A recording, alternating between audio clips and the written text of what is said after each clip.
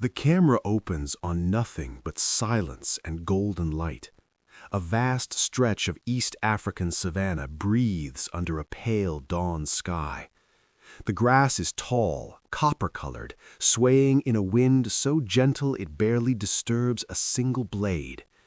In the distance, acacia trees stand like ancient guardians, their flat tops silhouetted against the first blush of morning. A pair of crowned cranes lifts off from a dry riverbed. The earth itself seems to be waking slowly, reluctantly, as if it knows what this day holds. Then, a sound. Small, desperate, almost swallowed by the wind. A cry. Not the roar of something powerful, not the bark of something threatening, just a tiny, broken whimper, the kind of sound that makes your chest tighten before your brain even registers what it is. The camera moves low through the grass, pushing forward slowly, searching. And then the grass parts, and there, lying in a shallow depression of red dirt, is a cheetah cub. He is no older than 9 weeks. His spotted coat is matted with dust. His right flank is torn. One of his back legs trembles. He is alone. His name, in the old Maasai tongue spoken by the herders nearby, means something close to the one who runs before the storm. But right now, he cannot run at all. What happened came fast, the way catastrophe always does in the wild. A family of warthogs had burst from the undergrowth without warning. The cheetah cub's mother had scattered in one direction. He had stumbled and fallen in another. And one of the warthogs, tusks low and momentum brutal, had caught him on the side. The impact was enough to send a 9-week-old body tumbling through the air like something weightless. He landed hard. He did not get up. Now his mother is gone. The warthogs are gone. The savannah has gone quiet again, indifferent and enormous. And this cub, this tiny, trembling, future ghost of speed, lies in the dust, breathing in shallow stutters. Here is where this story should have ended. But the savannah, sometimes, has other plans. A few hundred meters from where the cub lies, there is a boma, a simple enclosure of thorny branches that herders use to keep their livestock safe at night. It belongs to a Maasai family, and inside it, among the goats and the dust and the morning flies, there is one goat who has always been different. She is not large, she is not impressive.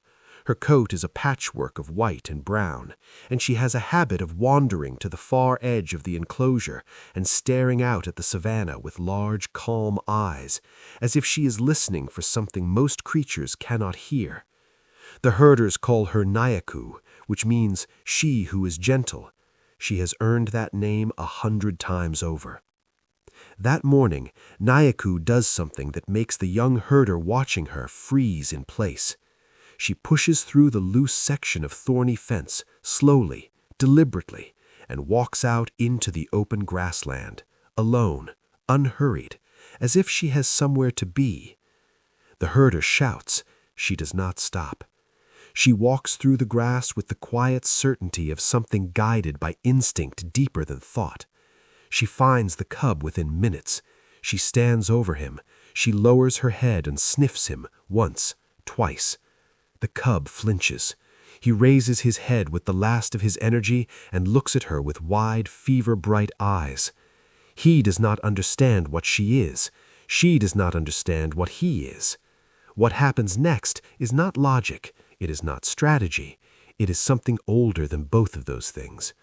Nyaku lies down beside him. She curves her body around his like a parenthesis, like a wall, like a warm answer to a question the cub did not know he was asking. Her body heat moves into his. Her slow, steady breathing becomes a rhythm he begins to match. And slowly, painfully, tentatively, the trembling in his back leg begins to ease. The herder who has followed her stands back. He watches for a long time. Then he goes and gets the elder of the family, a man named Lekuta, who has spent 60 years reading the behavior of animals the way other men read books. Lekuta watches for a moment, then lowers himself onto a flat rock with the slowness of someone who does not want to disturb something sacred. "Leave them," he says. Over the days that follow, Nyaku does not abandon the cub. She returns to the boma each evening, but each morning she is back at the edge of the fence, waiting, and the herders learn to let her pass. The cub, who should not have survived, begins to eat. Lekuta's family brings small pieces of meat. The cub accepts them with clumsy, desperate hunger. His wound closes slowly. His leg strengthens. And every afternoon, in the long golden hours before dusk, he lies pressed against Nyaku's side while she grazes nearby, and the savannah moves around them both, and nothing disturbs them. The warthog that injured him passes within sight of the boma one afternoon. He sees it. He goes still.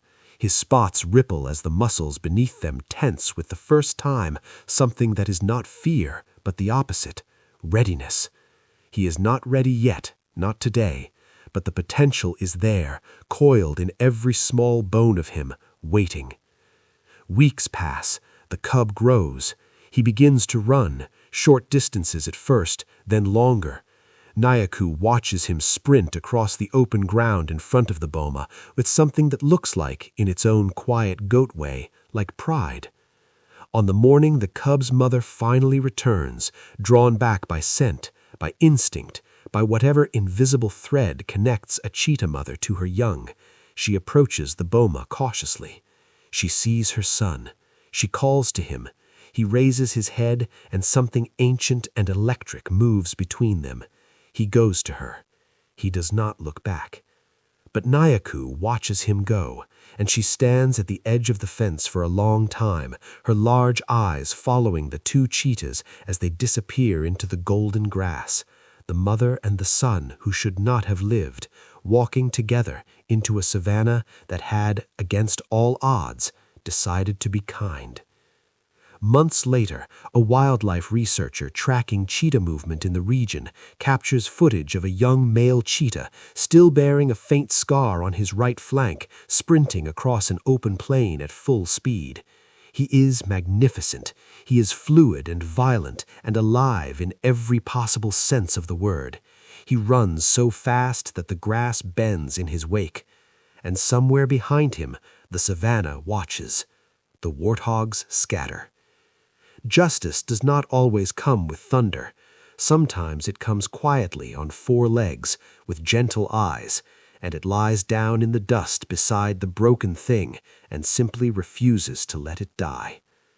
If this story moved you, if you believe that kindness in the wild deserves to be witnessed, hit the like button and subscribe so you never miss a moment like this one. The savannah has more stories to tell. We'll be here to tell them.